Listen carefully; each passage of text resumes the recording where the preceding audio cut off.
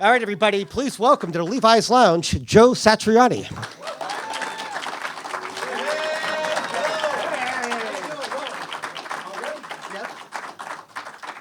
How is everybody? So I put on these glasses so you'd recognize me. But I can't see a thing with them on, so anyway. Thanks so much for joining us here. What do you think of this Levi's Lounge here? This is really beautiful. Okay. As somebody that's been all over the world in all kinds of venues, I'd like to Yeah. get your thoughts on it, you know? I should have brought a guitar and a couple of amps, maybe. Maybe we could all play. That would be great. So let's talk Yeah. a little bit first about G3. Here we go again. Yes. 1996. I mean, do you have any idea that the fans and the audience would be still thirsting for this a couple of decades later? Yeah, absolutely. I'll tell you what, the whole thing started with me being frustrated that success had isolated me from everybody, all my friends who were musicians. So I always thought, like as a kid, when you were a successful musician, a rock star, you'd be hanging out in a place like this with all your friends, partying, playing guitar, just talking about your next record, your next tour. But in fact, the opposite was happening. I'd always be in another country, another city, and all my friends were in some other country, some other city, and I'd be stuck in a hotel room or playing the same 20 songs every night on a stage somewhere. And so I thought, well, this isn't any good. This is making me sort of less social as a guitarist. And so I came back here to home and I had a really good afternoon meeting with the guys at Bill Graham Management, not too far from here. And I said, what can we do to sort of formalize me jamming with all my friends? It was just a crazy idea. Like, what can we do? Do we start a club? Do we go to where they are? I mean, we just entertained every crazy notion. And then after a few hours, it's like, okay, we could do our own festival, but it can't be like Lollapalooza or something huge. It's got to be something manageable. And we worked it all the way down to 3. And the reason why it's 3 is because if it was 6, let's say if it was 6 of us that would play every night, everyone would wind up playing maybe 15 minutes. So it was difficult for me to attract someone like Steve Vai by saying, you get to play for 15 minutes. How about that? He's like, well, I get to play 2 hours on my own. So we structured it around 3, so everyone got about an hour to play. They could go out, promote their new album. They could do whatever it is they want to do, put on their full show. And then we would be able to get together at the end of the night and still play for a good half hour in a jamming format and still make it out of the venue. Now, the reason why that's important is because, let's say, if you're playing the Beacon Theater in New York City, if you go over, and I mean like 1 second over curfew, it's something like $8,000 a minute. And they don't fool around in New York City when it comes to that. So it was very important to fit the show within the curfew. And this is even before we got to the artistic part. And we were talking about this earlier, about how it took a year. So this is 1995. It took a year to convince other artists and their managers that it was a good thing for 3 guitar players who could outplay each other to stand next to each other every night. So every manager said, well, I don't want my artist looking bad in front of somebody on any given night, you know. But my idea was this. Basically, if I was in the audience, I wouldn't care. If Jeff Beck and Eric Clapton and Jimi Hendrix showed up to play, I'd just be so overjoyed. Mm-hmm. There's nothing anybody could do that would make me like, you know, stop my allegiance to one player and switch teams or something like that. So I thought, well, if that's how the audience feels, then why don't we just get together and play and celebrate us being guitar players, us loving guitar music. Let's pick songs that everybody knows, and we'll all have a good time. The audience and the musicians will sort of come together during that jam session. And so after almost 12 months of convincing, I finally got Steve Vai and Eric Johnson to say yes, and that's why it took until 96 to get off the ground.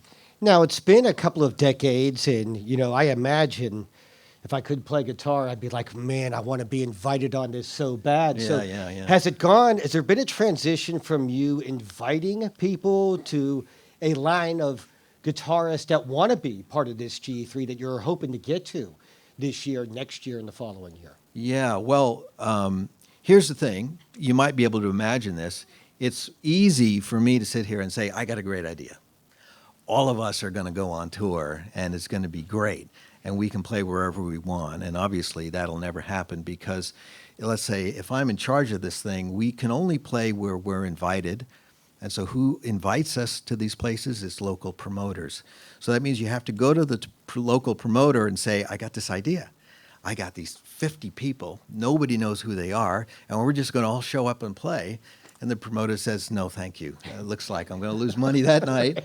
So, in other words, I have to sell the idea to the promoters around the world in the different territories in, let's say, North America.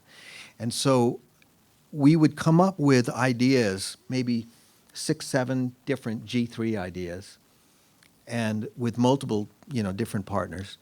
And then we would float the ideas out, and it would take, 6 months for promoters to get back to us with their opinion about whether or not they thought it was worth their financial risk to invite us to support the show.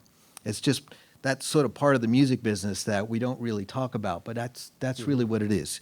Musicians have to be invited by promoters to go on tour, and then that's where the commerce helps the art.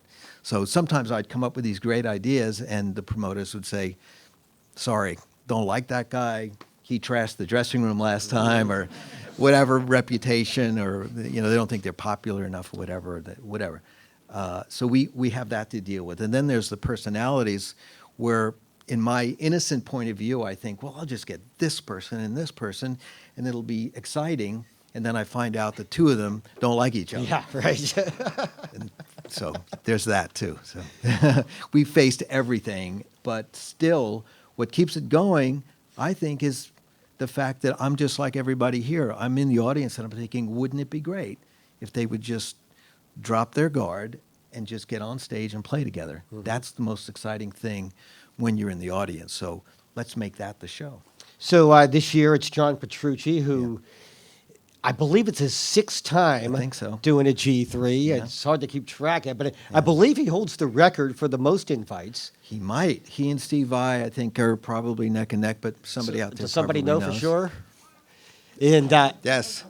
and Phil Collen from Def Leppard is going to be right. doing his first one. Yeah. So how did that one come about? You made the phone call to him, or is it kind of what you described, a promoter saying, hey, Phil's available, why don't he? Well, I didn't know Phil until last August. We did a G4 experience camp out at Carmel, and what a fantastic experience working with him.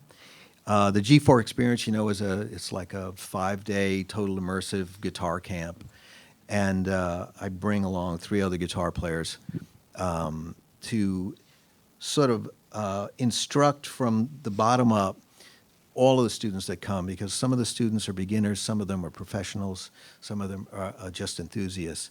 And so when we have lots of different kinds of players come in that do different things in their professional life, it sort of broadens the appeal of what we can offer these students. Phil was a great example of someone that we've never had before, because here's a guy who for 3 decades has been playing stadiums, selling millions of records. His experience as a working musician is quite unique, and all of us wanted to hear all the stories, and everybody wanted to know, how do you do it? How do you play stadiums night after night? It's different from, let's say, a blues player who can tell you the best way to set up on a stage like this, or a small club. You have players like Paul Gilbert, who he's done instrumental records, but of course he's in Mr. Big, so he's done the pop thing as well. And he can also add to that international experience. He can tell people what it's like to play all over the world. And this is on top of the scales, exercises, chords, all the stuff we do anyway. But Phil, wow, he can sing, fantastic entertainer, looks amazing with his shirt off, by the way. I don't know if I've seen him with the shirt on in 10 years, to be honest. You're almost not recognizable, but You saw, right? yeah. And so I'm a little nervous because Petrucci, Petrucci is really big and strong.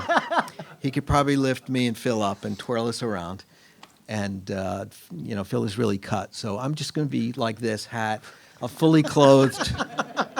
Don't want to scare the children or anything like that, showing too much. But Phil is one of those musicians that surprises people when they get to know him, because As I mentioned with the G4 experience, he's a fantastic personality, very giving, very open, and then he's got these amazing chops that make you go, wow, I didn't know he could play like that, because we've heard him working in a unit, and we kind of identify him as part of a band, not so much as a solo artist. But he can like really shred, and he can really sing, and he can work it all together, and he knows how to play the right note at the right time, which I think comes from that fantastic experience with Def Leppard.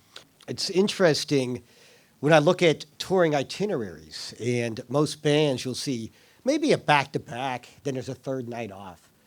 You know, G3, I don't think you play the first 10 nights in a row. Something like This that. is what it's like when you don't have a singer to rest, I guess, right? And Yes, I know. guys like you play guitar every day anyhow, so it's like, wow, my fingers are ready to go again tomorrow. It's better, to tell you the truth, to just keep playing. The days off mean you're going to get in trouble. You're going to do something, right? You better hope you're not like 3 days off in Vegas or something like that. It's just going to be problems, right?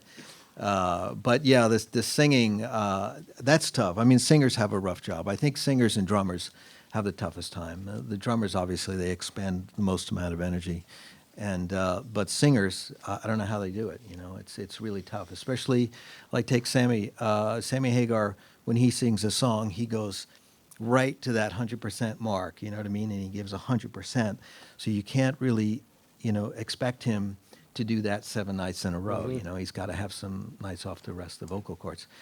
Any singer, regardless of the style of music, if they're putting out like that, and they're kind of like the face of the band, they need a little break. So. Next Friday, the 12th, is the release of the 16th studio album. That's right. What Happens Next? Yeah.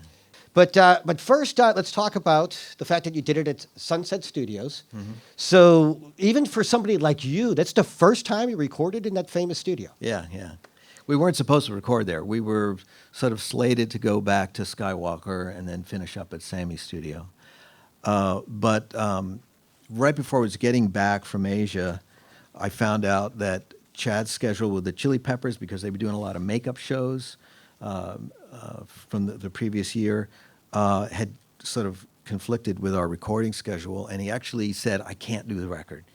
And so we had to scramble to figure out, well, what do we really want to do? And I said, well, we have to do it with Chad, so we'll just go wherever he is. And it turned out he was going to be in Los Angeles for about 7-8 days. So it was like, well, there's got to be a studio there, right? It's Los Angeles, right? So, but in fact, it was really hard. The town was booked. And the one place that wasn't was Sunset Sound. And I'd never been there, as you pointed out. Legendary studio. Everyone's made unbelievable, iconic records there. And but it was my first time, and that added to sort of me as a tourist kind of walking in with my guitar. I felt a little extra excitement, thinking Eddie Van Halen recorded right here in this room, The aura of the room, or is there something special about the sound as well? I mean, or is it just, hey, so many famous people have recorded here, it's got this great vibe? Yeah. Or is there something No, more? it's got to sound good. Yeah, Mhm. the whole aura thing wears thin in the first minute. Yeah, right. If it doesn't sound good. But it's the room itself is like this. We'd call this a medium-sized room. Uh-huh. The ceiling's twice as high. But what a beautiful sounding room. If any of you have ever been close to Chad Smith, you know he's the loudest drummer in the world. He's got to be. But in this room, you could stand right next to the drum kit, and it just sounded so beautiful. Every part of his kit sounded nice. So whoever built that room, they knew what they were doing. And it's, it doesn't look impressive. It just looks like another studio from the 60s or something. But it sounds so good. And so we were this far away from each other tracking this record in this legendary studio. Every day was fun. It was really remarkable. We were lucky that it was available when we needed it. Well, then, because, so many people will work with a guy like you, and you come up with a concept first and then decide which musician would best fit it. Yeah. Or like, walk us through the order of how, you put it all together when you're putting out another album. Yeah, I have found that the instrumental rock records are difficult for some musicians to understand because of how they've been working, let's say, for the last couple of decades or years, however old they are. If they're used to vocal tunes, they may think that an instrumental song is just a song that no one is singing on. If they come from a heavy improvisational background, they may think that verse, chorus, bridge doesn't matter. Where do I get to blow? Where do I get to show all the stuff I know how to do? And they think every song is an opportunity to promote themselves. So then I come in and I go, oh, no, no, no, no. Here we go. It's rock music, so there's lyrics, there's a melody, there's all this stuff. It's just that it's all me on the guitar. And every song's got to be different. Every song's got to be unique. The engineer's going to look at it that way. The composer, the guy's going to be playing the melodies and solos. That's how I'm thinking about it. So don't give me your whole career in every song. Think about what the song is about.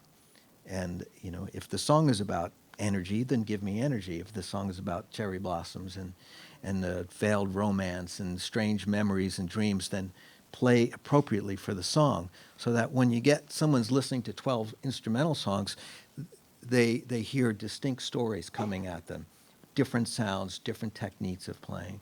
And I've always seen it as an opportunity to be more creative as a player and to have more fun making the record treating the recording as an art form. And that's what impressed me the most when I was growing up listening to records, was records that were made with that in mind. So I do come prepared. I do think about who's going to be on this record, what songs are going to be best for them. I get together as much as I can. If I have to draw pictures, if I have to write lyrics that never get sung, I make extensive demos. These days we record in Pro Tools, so I bring in session files that pretty much are the template of what we record over. If I want them to hear people chanting or taiko drums or keyboards or something, then I'll play them myself and get them ready, so that in the case of Chad and Glenn, myself, we recorded as a power trio, but we were listening to some other instruments in our headphones, some keyboards I laid down or some rhythm guitar, something to help remind us the song is transitioning from, a kind of a verse into a kind of a bridge, into a breakdown, so on and so forth. All this preparation, I think, gets people in the right mood, that it's Joe's record, and that's how he likes to do things. And so let's get specific on each song. All right. Hey, everybody, Joe Satriani. Thank you. Thank you very much. Thanks so much, man. Thank you. Thank you, everybody. Joe Satriani. Thank you.